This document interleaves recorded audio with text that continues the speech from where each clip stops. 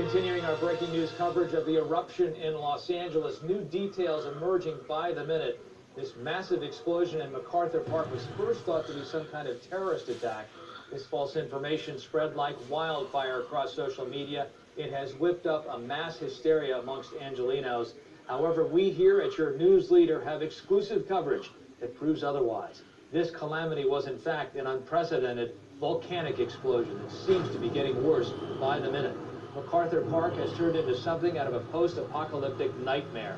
Where there once was water, it has been replaced by an ocean of lava just beneath the surface. And to add insult to injury, it seems as if molten globs of rock are being ejected with tremendous force that rain down on our fair landscape like bombs. We've been trying to reach the mayor's office for comment. So far, we haven't heard back. Sir, I've been consulting with Dr. Robs, and he agrees with us. Agrees on what? Do we even really know what's going on here? I mean, now you're asking me for a complete blackout of the press. Come on. Yes, until we're ready.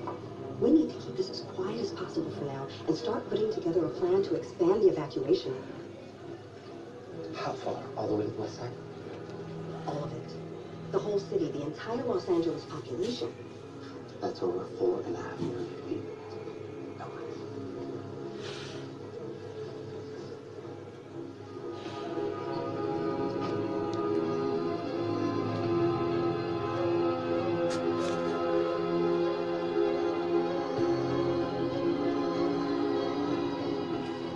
Where the hell are we going?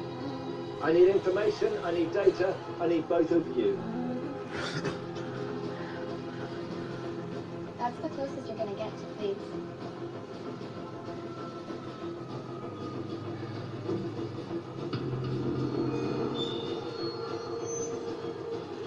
What is this place?